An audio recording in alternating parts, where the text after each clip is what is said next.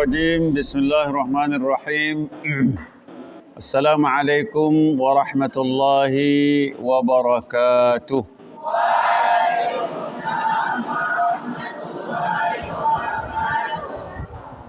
الحمد لله رب العالمين نحمده ونستعينه ونستغفره ونستهديه ونعوذ بالله من شرور أنفسنا ومن سيئات أعمالنا إنه من يهده الله فلا مضل له ومن يضلل فلا هادي له أشهد أن لا إله إلا الله وحده لا شريك له وأشهد أن محمدا عبده ورسوله لا نبي بعده أما بعد. Alhamdulillah, saya ingin memulai dengan hadis Rasulullah sallallahu alaihi wasallam. An Abi Hurairah radhiyallahu anhu qala an-nabiy sallallahu alaihi wasallam yaqulu Allah ta'ala ana 'inda dhanni 'abdi bi. Dari Abi Hurairah radhiyallahu anhu berkata bahawa baginda sallallahu alaihi wasallam bersabda, Yaqulullahu ta'ala, Yaqulullahu ta'ala, Allah berfirman. Ini istilahnya, ini kalau dalam hadis kita kenal dengan nama hadis Qudsi. Hadis Qudsi. Yaqulullahu ta'ala, ana 'inda dhanni 'abdi bi, saya ini berdasarkan prasangka hamba saya, kata Allah. Dan kalau ini dikaitkan dengan kata-kata hikmah, bahawa tolong dengar baik-baik ya. Pinjam telinga kalian dulu.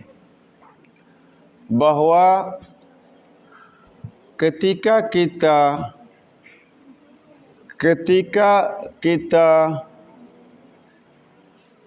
berfikiran positif, dia akan berdampak positif. Di dalam buku salah seorang penulis, dia tulis buku What Can Change Your Brain. What can change your brain? Kata-kata kamu bisa merubah otak kamu. Jadi kata-kata positif itu, jadi kata-kata positif, kata-kata negatif itu berdampak langsung terhadap otak kita. Terhadap otak kita. Jadi ini berdasarkan penelitian. Makanya kenapa kalau Allah itu suka agar kita umatnya ini selalu berprasangka baik. Selalu berprasangka baik itu, kalau ada salah seorang tokoh nasional, ada salah seorang ulama, politikus, salah seorang wakil ketua MPR, pernah menyampaikan di hadapan kami bahawa saya ini kalau dapat nikmat, dapat kelebihan nikmat, maka saya akan bertanya, kenapa Allah kasih saya nikmat? Allah mau apa? Allah maunya apa dari saya? Satu. Kemudian, kalau dapat musibah, kenapa Allah kasih saya musibah? Allah maunya apa? Bahwa selalu berusaha untuk positive thinking. Positive thinking. Saya sampaikan tadi kepada beberapa santri kita, ketika kita mengatakan bahawa saya tidak bisa, apa dampaknya di dalam otak kita? Ketika saya bilang tidak bisa, apa dampaknya? Maka seluruh badan kita akan seakan-akan bergerak untuk setuju dengan apa yang kita ucapkan, bahawa saya tidak bisa. Maka energi kita akan habis untuk kita mengarahkan pada kata-kata kita, saya tidak bisa. Makanya ketika orang sampai mengkaji dampak dari motivasi diri dengan kecerdasan. Sampai apa pengaruh motivasi, berapa persentasenya dibandingkan dengan kecerdasan untuk keberhasilan seseorang. Maka ada tulisan yang dia istilahkan dengan EQ atau emotional quotient. Emotional quotient ini adalah kecerdasan emosional. Kecerdasan emosional itu maksudnya adalah kecerdasan spiritual. Ada emotional quotient, ada spiritual quotient. Kecerdasan emosional, ada kecerdasan spiritual. Jadi kecerdasan ini dia akan berdampak terhadap motivasi diri kita. Kenapa? Karena memang ketika kita mengatakan kata-kata yang baik, maka otak kita, dia akan membentuk di dalam otak kita energi positif yang itu berpengaruh terhadap keberhasilan kita. Maka di salah satu negara ada terapi pengobatan. Terapi pengobatannya adalah senyum. Karena ketika seseorang itu senyum, maka akan ada energi positif yang akan bermain di dalam dirinya dan akan tampil di dalam mukanya. Perhatikan, orang yang sedang marah dengan orang bergembira. Beda enggak mukanya? Beda. Karena orang sedang marah itu dia akan mengeluarkan keadaan-keadaan energi negatif yang membuat keadaan dia tidak menyenangkan. Bahkan sampai tahap dalam salah satu ceramah seorang ulama, jadi suatu ketika ada orang yang stres berat, kemudian dibawa ke rumah sakit, kemudian dokter itu bilang, kalau lambat sedikit saja ini, mati orang ini. Kenapa dia mati? Karena marahnya itu terlalu tinggi, sampai akan membuat di bagian darahnya itu terlepas. Jadi kenapa saya perlu sampaikan ini? Karena saya menyaksikan banyak di antara kalian, banyak di antara anak-anakku sekalian, di dalam mengejar, di dalam ketika murajaah hafalan ini, murajaah hafalan, selalu kadang-kadang sikap, kayaknya saya tidak bisa. Kayaknya saya tidak mampu. Ketika kita bilang saya tidak mampu ini, maka semua potensi diri, dia akan bergerak untuk bilang, kamu tidak mampu. Contoh juga yang nyata, Kenapa di dalam puasa itu kita harus tabyitun niyah. Tabyitun niyah itu meniatkan diri di waktu malam untuk berpuasa. Kalau bulan Ramadan, kalau puasa Ramadan harus niat pada waktu malam. Kalau tidak niat maka puasanya tidak sah. Berbeda dengan puasa sunnah. Kalau puasa sunnah, kalau misalnya pagi-pagi kita bangun, misalnya setelah sholat subuh, kita belum makan sampai misalnya jam 9 belum makan, tiba-tiba saya mau puasa. Itu tidak apa-apa. Tapi ketika misalnya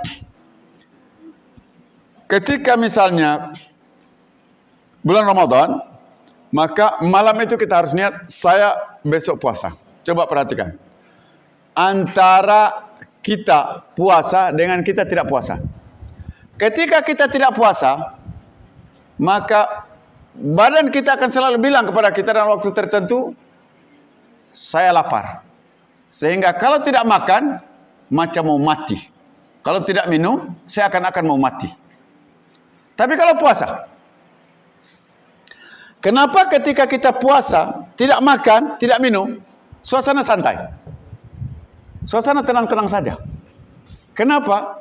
Karena memang secara emosional kita, secara otak kita sudah berbicara dengan kita bahwa hari ini saya tidak makan. Coba perhatikan, lapar. Kita itu akan lapar pada waktu-waktu tertentu. Kenapa banyak di antara anak-anakku sekalian yang sakit mah? Yang sakit mah itu kadang-kadang waktu lapar, dia tahan lapar, dia tidak mau makan.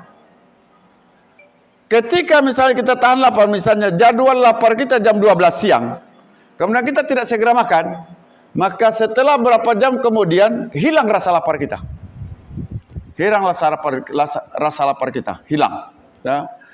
Maka kembali lagi bahwa motivasi kata-kata bijak itu penting. Maka kalau kata-kata Imam Ali begini, kata-kata Imam Ali bin Abi Thalib radhiyallahu anhu.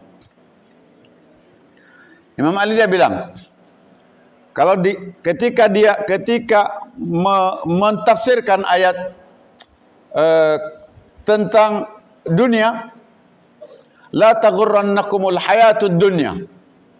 Janganlah kalian terpedaya oleh kehidupan dunia, oleh kenikmatan dunia. Maka kata Imam Ali radhiyallahu anhu, ya dunya ghurri ghairi.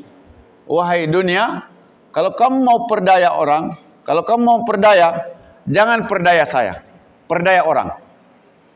Saya selalu sampaikan kepada beberapa santri-santri kita, santri-santriwati kita. Misalnya kita bilang dalam diri sendiri, wahai iblis, kalau kamu ganggu orang lain, karena kamu tidak akan sanggup ganggu saya. Maksud saya bahwa kata-kata itu membuat kita untuk termotivasi beramal soleh. Umar ibn al-Khattab pernah merasa berdosa, merasa bersalah. Merasa berdosanya karena waktu perjanjian Hudaibiyah,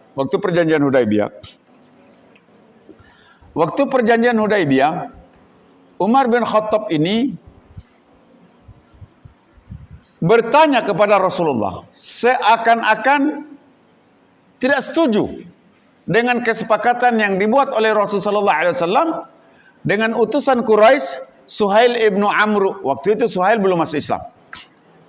Kesepakatan di dalam perjanjian Hudaibiyah di antaranya, kalau ada orang Quraisy masuk Islam ke Madinah, dia harus dipulangkan ke Mekah.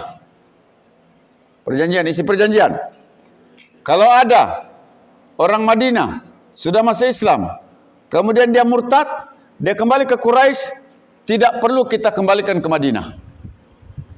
Dengar perjanjiannya. Salah satu isi perjanjian, kalau ada orang Quraisy masuk Islam, kemudian dia ke Madinah, maka dia harus dikembalikan ke Mekah.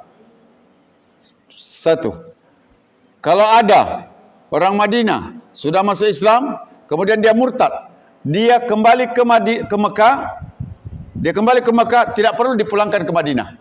Ini perjanjian ini, kalau dipikir-fikir secara akal fikiran, seakan-akan tidak adil. Kenapa kalau orang Quraisy dia masuk Islam ke Madinah, dia harus dipulangkan? Kenapa orang murtad yang tadinya murtad, dia lari ke Mekah, tidak perlu dipulangkan ke Madinah? Seakan-akan perjanjian ini tidak adil. Maka ketika Umar dihadapkan dengan perjanjian ini, dia bertanya, ya Rasulullah, ala ma nu'tid daniyata fi dinina. Ya Rasulullah, kenapa kita tunduk dengan perjanjian ini? Kita melemah dengan agama kita yang bagus ini. Kita mau tunduk dengan perjanjian begini. Maka jawaban Rasulullah SAW, ya Umar, ana Rasulullah. Wahai Umar, saya Rasulullah. Umar tidak puas. Dia pergi ketemu Abu Bakar As-Siddiq radhiyallahu anhu. Ya Abu Bakar, kenapa kita harus ridha dengan perjanjian ini? Masa kalau ada orang Quraisy dia masuk Islam ke Madinah, kita harus kasih pulang ke Mekah? Kalau orang Madinah murtad, dia ke Mekah, tidak perlu kita pulangkan ke Madinah. Kenapa kita setuju dengan perjanjian ini? Jawaban Abu Bakar sama. Ya Umar, innahu Rasulullah. Wahai Umar, sesungguhnya dia adalah Rasulullah.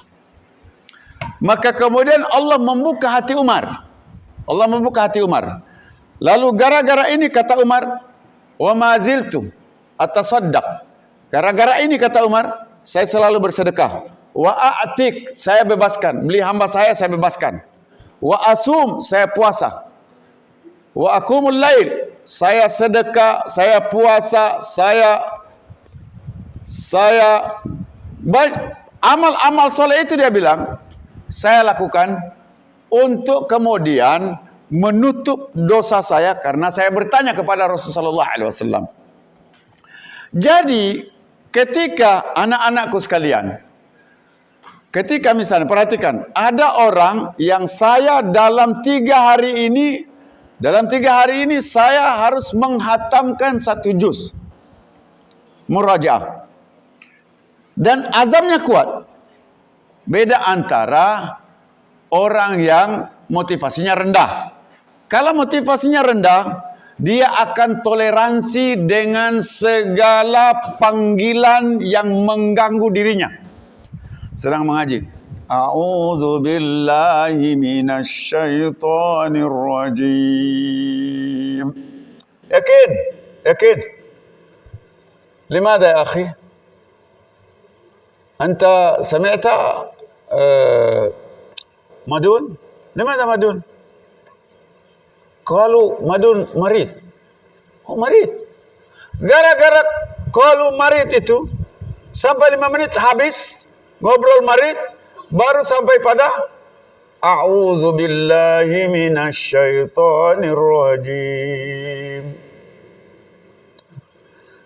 Masuk bismillah. Bismillahirrahmanirrahim. Tadi 5 menit dihabiskan sama madun. Bismillahirrahmanirrahim.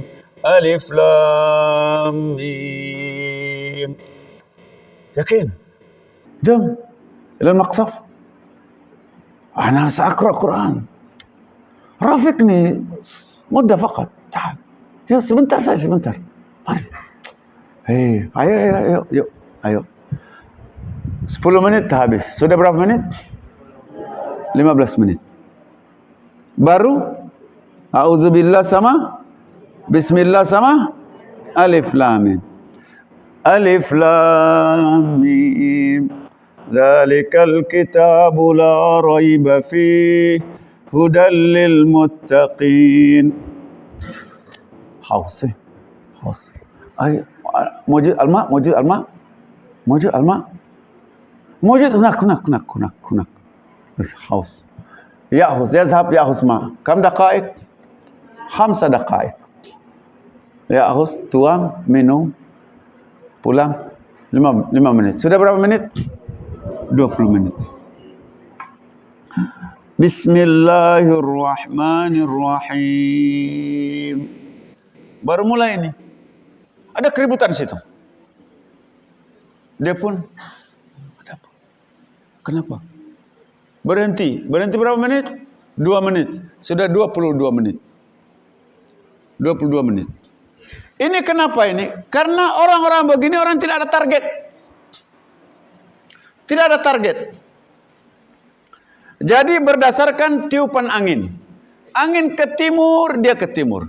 Angin ke barat, dia ke barat. Angin ke laut, dia ke laut. Angin ke atas pohon mangga, dia naik pohon mangga. Berdasarkan angin.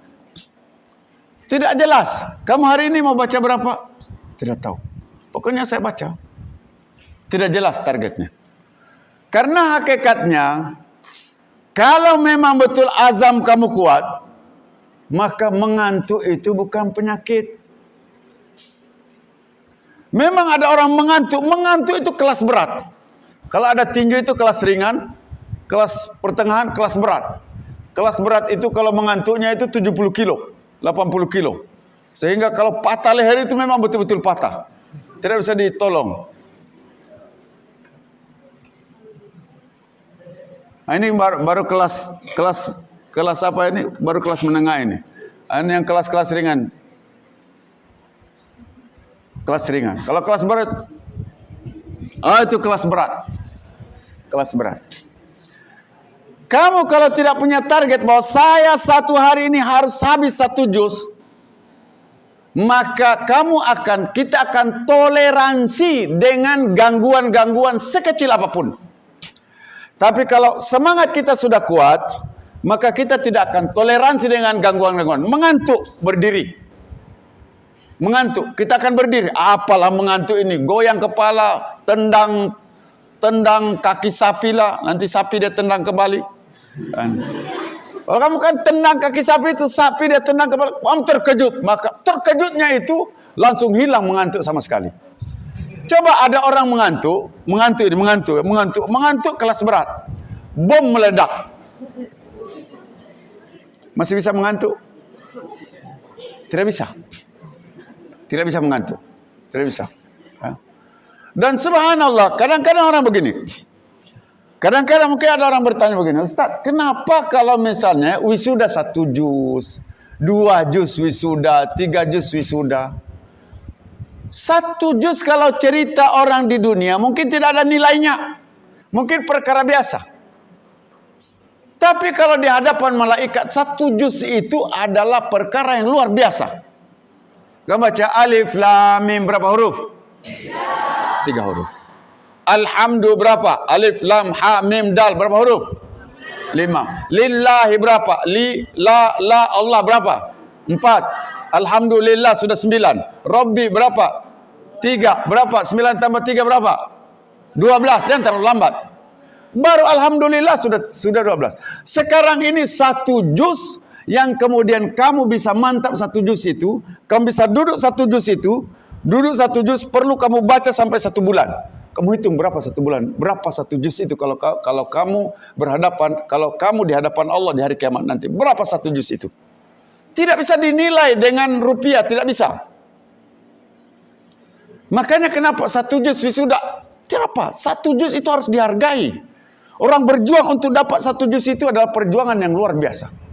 Tapi kemudian jangan kamu riak di depan orang yang hafal 10 juz. Riak. Ya akhi, ana sudah hafal 10 juz. Kata Ustaz 10 juz itu luar biasa. Alhamdulillah. Kamu berapa juz? Saya 10 juz. Padahal kamu lebih banyak. Maksud saya bahwa jangan bangga dengan prestasi yang rendah. Selalu saya sampaikan hadis Nabi, idza sa'altumullah fas'aluhu. Kalau kamu minta sama Allah, minta surga Firdaus. Kenapa surga Firdaus? Karena a'lal jinan. Kalau misalnya tidak sampai di atas, sampai di tingkat bawahnya. Tidak sampai tingkat bawahnya, sampai tingkat bawahnya. Yang penting surga. Oke, yang penting surga. Kalau cuma nyangkut kakinya.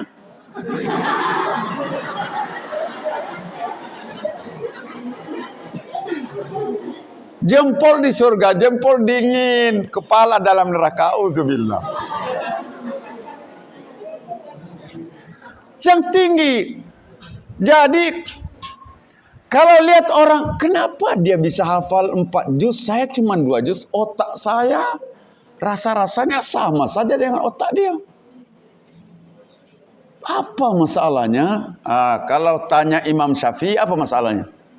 Syakautu ila waqi'in su'a hifzi fa arsyadani ila tarkil ma'asi wa akhbarani bi anna al-ilma nurun wa nurullahi la yuhda lil 'asi.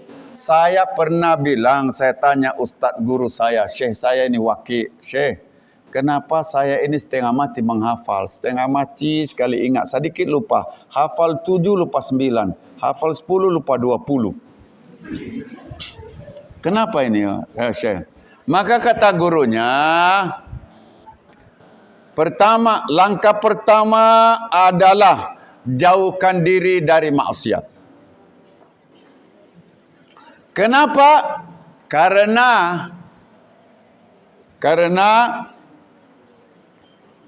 ilmu itu adalah nur, cahaya. Cahaya, nur. Wa akhbarani bi anna al-ilma nur wa nurullah. Cahayanya Allah itu tidak untuk ahli maksiat. Cahayanya Allah itu untuk orang yang jauh dari maksiat. Maka kalau ada orang susah menghafal, pertama yang kamu tanya diri kamu, pernah tidak kamu bentak mak kamu? Satu, karena dosa terberat itu adalah dosa kepada ibu. Dosa kepada ibu. Salah seorang sahabat Nabi yang bernama Abdullah ibnu Umar. Abdullah ibnu Umar. Ada orang dia bawa ibunya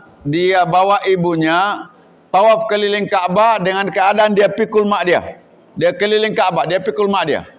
Kemudian dia tanya Abdullah ibnu Umar, wahai sahabat Nabi, apakah dengan saya membawa ibu saya keliling Ka'bah, sa'i, apa semua ibadah ini saya bawa, saya pikul ini, apakah saya dengan begini sudah bisa membalas kebaikan ibu saya selama ini? Belum cukup, belum nyampe. Walaupun baru sekedar darah yang ikut keluar bersama kamu waktu ibu kamu melahirkan, itu belum tertutupi dengan semua kebaikan yang kamu lakukan terhadap ibu kamu ini. Makanya antara dosa yang berat itu adalah dosa terhadap ibu. Demikian juga antara kebaikan yang pertama yang harus kita lakukan, ya Rasulullah, man ahaqqun nasi bibirrihima. Ya Rasul, siapa orang yang paling berhak untuk saya berbuat baik dengan dia? Kata Rasulullah SAW, ummuka, mak kamu. Summaman, setelah itu siapa? Ummuka. Summaman, setelah itu siapa Rasul? Ummuka. Summaman, abuka. Pertama mak kamu. Setelah itu siapa ya Rasul? Mak kamu. Setelah itu siapa ya Rasul? Mak kamu. Setelah itu siapa ya Rasul? Ayah kamu. Maka Allah itu sampai bahasanya Allah untuk kurang ajar sama orang tua ini, sampai tahap orang sudah masuk kategori kurang ajar sama orang tua, cuma bilang wih mak ini, itu sudah masuk tahap kurang ajar. Itu sudah kurang ajar. Itu Quran. Fala taqul lahuma uffin, itu begitu, jangan. Wala tanharhuma. Jangan, la taqul lahuma jangan. Itu oleh Allah sudah dikategorikan kurang beradab. Makanya kenapa susah saya menghafal, susah ini, maka pertama sekali adalah antara langkah yang baik adalah minta maaf sama orang tua.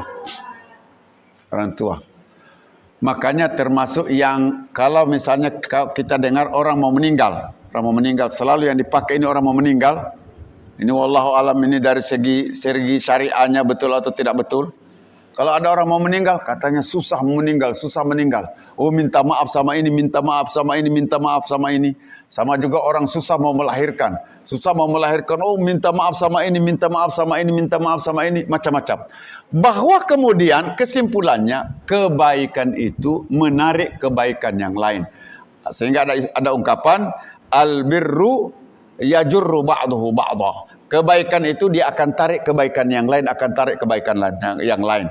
Samalah misalnya ketika memang kita mau, saya mau murajaah bahwa saya harus 1 juz.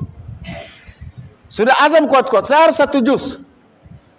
Maka komitmen itu coba kamu pegang, betul nggak dapat? Kejar betul. Sehingga dengan begitu kalau mengantuk, jalan sambil mengaji, jalan sambil mengaji, jalan sambil membaca, membaca. Kalau ada orang panggil, yakin, saya sedang berkhalwat dengan malaikat Jibril. Saya sedang berdua-duaan dengan malaikat. Kenapa? Mata qalu? Tahu masih berkhalwat? Berkhalwat itu berdua-duaan. Kalau laki-laki dengan perempuan sama juga itu khalwat. Itu sambil dipantau oleh malaikat pencabut nyawa. Kapan ku cabut nyawa orang ini? Kapan ku cabut nyawa orang ini? Karena kalau para malaikat itu murka juga kalau dia lihat orang berbuat maksiat. Dia geram, dia pingin.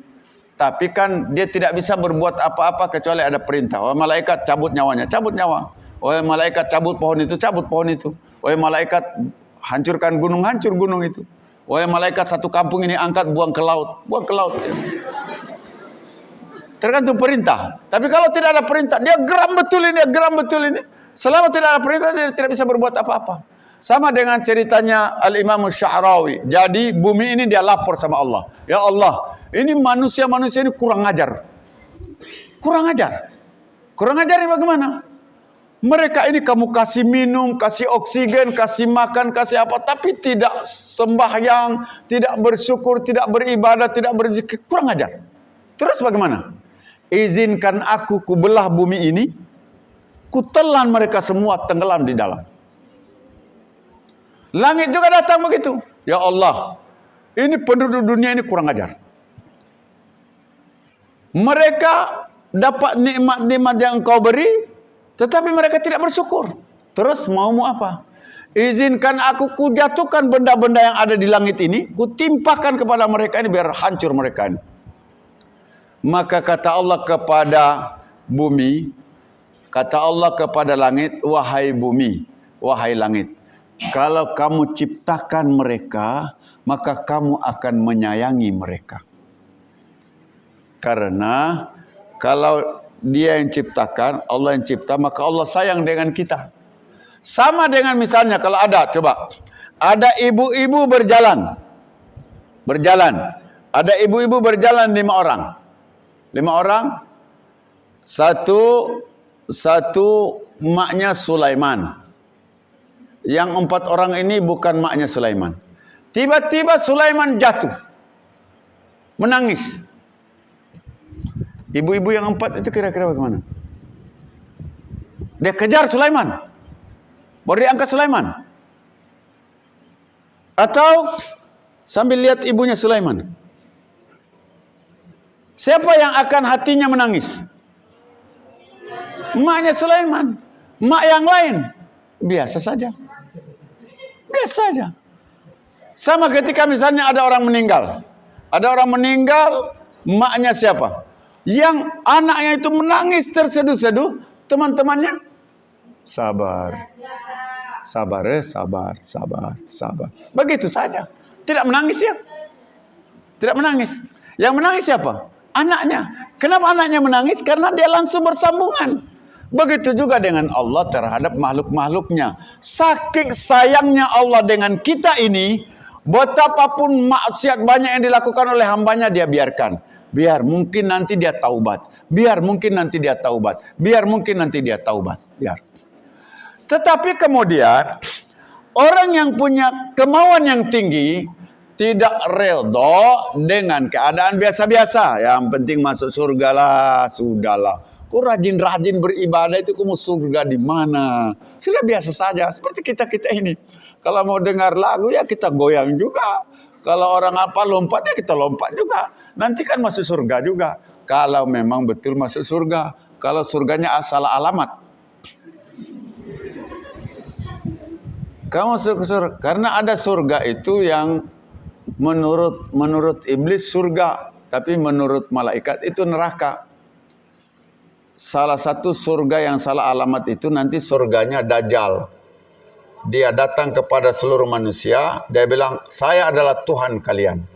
Ketika orang tidak mau dia lawan, maka dia keringkan kampung mereka. Langsung binatang-binatang ternak mati semua. Ini dia bilang, saya Tuhan. Kalau ada orang yang ikut dia, kamu mau apa? Saya mau rumah besar. Pak, jadi rumah. Kamu mau apa? Saya mau sungai-sungai. Pak, jadi. Kamu mau apa? Ini. Surga. Surga itu surga yang salah alamat. Surga salah alamat. Ya. Limadha? Li'anna naruhu jannah. Nerakanya Dajjal itu adalah surga. Jannatuhu nar. Surganya Dajjal itu adalah neraka. Maka kenapa jangan redha dengan prestasi yang rendah. Kamu berapa, akhi? Kamu nanti mau wisuda berapa juz? Alhamdulillah 1 juz. Oh, 1 juz saja, akhi. 1 juz itu berat. Kamu tidak akan sanggup. Cukup saya saja yang sanggup. 1 juz itu berat. Kamu tidak akan kuat. Biarkan aku saja. Akhirnya apa? Kemarin saya dengar kamu kul a'udzu birabbin nas. Kok hari ini kul a'udzu birabbin nas lagi? Kamu belum hafal kan? Wasyamsi waduhaha. Kayaknya 3 hari yang lalu ini juga bunyinya. Ustaz, kita ini menghafal harus mantap, Ustaz. Tidak boleh hafal itu lupa-lupa. Jadi kita harus ulang. Kalau perlu ini 1000 kali saya harus baca wadduha ini. Biar mantap, Ustaz. Jadi 1 juz tidak apa-apa. Daripada 15 juz yang kuat cuma 10, mendingan 1 tapi kuat semua. Ini otak miring. Ini otak-otak miring ini. Otak miring. Otak miring. Jadi kalau ada temanmu 3 juz, saya kamu tanya, kok bisa kamu 3 juz ya? 3 juz ya bisa. Kamu kelas berapa? Kelas 1.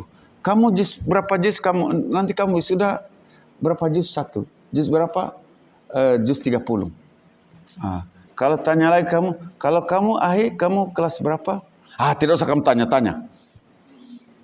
Kamu berapa juz? Alhamdulillah 1 juz. Juz Al-Baqarah. Kelas berapa? Tidak usah kamu tanya-tanya. Itu rahasia. Biar saya dengan Allah saja yang tahu. Nanti besok-besok dia tanya, itu kelas berapa dia? Kelas 3, kelas 4 itu. Oh, 1 juz juga ya. Selama 4 tahun di pondok ini dia kemana saja makhluk itu? 4 tahun di pondok dia kemana itu? Tapi kemudian jangan langsung kemudian patok, sudahlah, saya tidak bisa. Biarlah. Apa kata dunia terserah. Kalian mau bilang apa terserah. Yang penting aku mau tegak lurus 1 juz.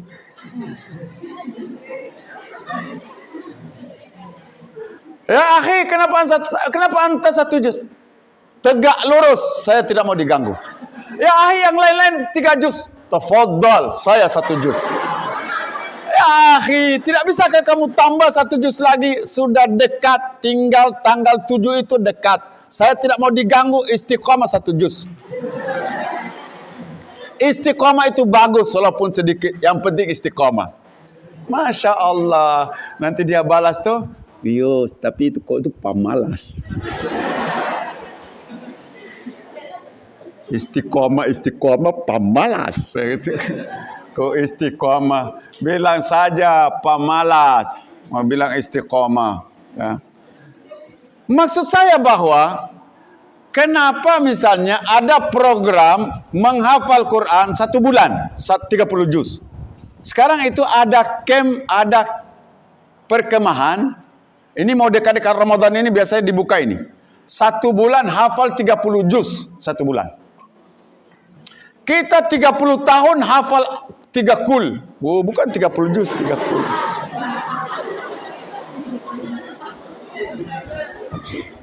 Ada hafalan Quran? Ada. Apa? 3 kul. 3 kul itu apa? Kul huwallahu ahad. Kul a'udzu birabbil falak. Kul a'udzu birabbin nas. Kenapa cuma 3 kul? Kau coba kau hafal. Kamu sudah hafal 3 kul? Belum kan? Susah. Kamu tidak akan mampu sampai mati. Mati pula mati. Jangan. Maksudnya beberapa hari ini, coba duduk 1 juz. Saya harus baca 1 juz. A'udzu billahi minasyaitonir rajim. Yakin? A'udzu billahi minasyaitonir rajim. Bismillahirrahmanirrahim. Innal ladzina kafaru sawa'un 'alaihim. Yakin? A'udzu billahi minasyaitonir rajim. Bismillahirrahmanirrahim.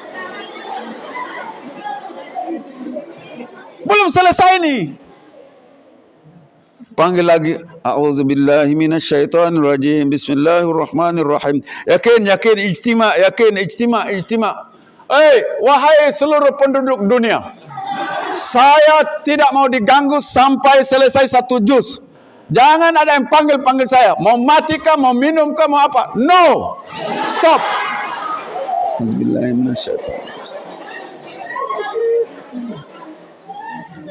Mengantuk sedikit, bangun.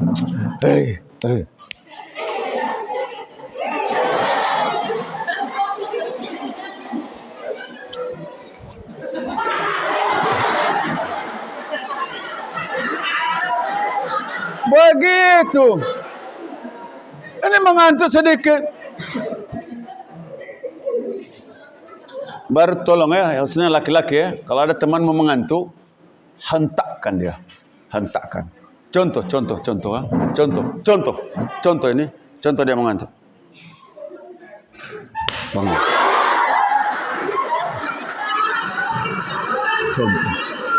Contoh. Contoh. Dia akan marah. Ya? Dia akan marah. Dengar. Dia akan marah, tapi gara-gara itu dia terkejut, kemudian dia baca Quran, aman. Apalagi memang sudah disepakati. Jadi kalau waktu-waktu mengaji, hentakkan dia begitu tadi. Ya. Nanti kalau dia marah, kenapa kau marah? Ustaz Pak Kiai sudah suruh kita. Pap.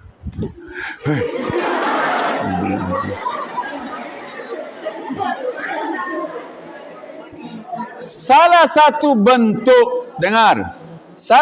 bentuk menolong saudara kita itu begitu.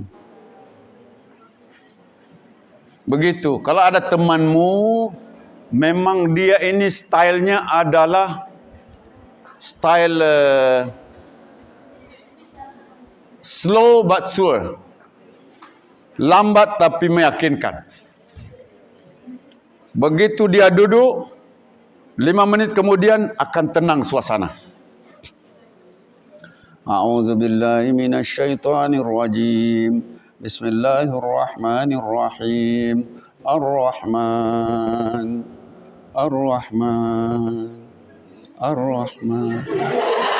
Tenang. Suasana tenang. Ada memang tipe-tipe begitu. 5 menit sudah tenang suasana. Ada tipe-tipe begini. Kira-kira kalau kamu sayang dengan teman kamu, kamu akan biarkan dia terus tenang begitu, atau kamu kasih ketenangan yang lain? Uti, bangun. Uti, makan kacang dulu, Uti, makan kacang. Ya. Karena memang ada jenis begitu. Mungkin ada sarafnya yang ada saraf mengantuk. Ada orang kurus kering, makan 3 piring sekali angkat. Kemana nasinya ini ya? Mungkin ada saraf gemuknya yang tidak ada. Dulu Ustaz cerita tentang orang di Palestina. Salah operasi. Salah diagnosa. Dioperasi. Rupanya ketika dioperasi ini, urat kenyang, saraf kenyang dan saraf lapar hilang. Maka dia tidak pernah lapar, tidak pernah kenyang. Coba kamu kalau begitu. Makan saja tidak pernah kenyang. 1 ember sudah habis, belum kenyang. 1 dandan bapaknya dia masak, belum kenyang. Kenapa? Tidak ada rasa kenyang. Tidak ada rasa lapar. Akhirnya dokter apa? Dokter itu dia buatkan ukur. Setiap 4 jam kasih makan. 4 jam kasih makan. 4 jam kasih makan. Untuk apa? Agar dia bisa bertahan hidup. Karena kalau tidak makan, mati. Kalau tidak makan, mati. Jangankan kita. Kambing saja kalau sudah 7 hari kamu tidak kasih makan, dia tinggal gana. Kalau teman-temanmu yang begitu ada begini, itu bukan karena belum makan 7 hari. Mungkin memang dia lagi kelas berat. tolong kalau perempuan tolong uti. Tawaddu'i ya uti, tawaddu'i. Ya, wudu. Wudu. Atau buat kesepakatan. Buat kesepakatan, kalau memang serius, saya ini kenapa mengantuk itu berat sekali. Ya Allah, mengantuk berat sekali.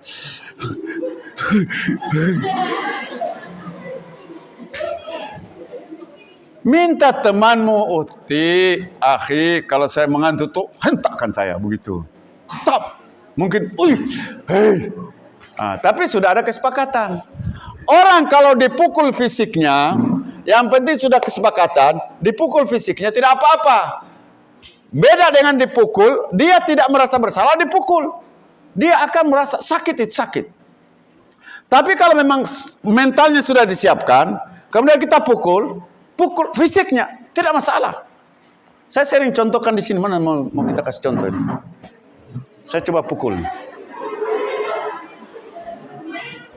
Maksud saya bahwa kalau jiwanya orang itu kenapa dia sakit? Karena dia tidak terima. Dia tidak terima. Kalau dia terima, memang saya patut kok. Saya patut dihukum. Maka ketika dia dihukum itu, sakit fisiknya itu tidak akan terlalu berdampak dengan jiwanya. Tapi kalau jiwanya yang dihentakkan dipukul, saya tidak terima, saya tidak sumpah. Demi Allah saya tidak redha dunia dan akhirat. Oh, sakit tuh. Tapi kalau cuma sekedar fisiknya, mari yakin. Mati aku. Sekedar fisiknya, memang dia sakit. Tetapi jiwanya tidak. Maka sakit itu tidak akan terlalu berdampak. Tapi kalau jiwanya yang dihantam, dia akan sakit. Mau marah? Tidak tahu?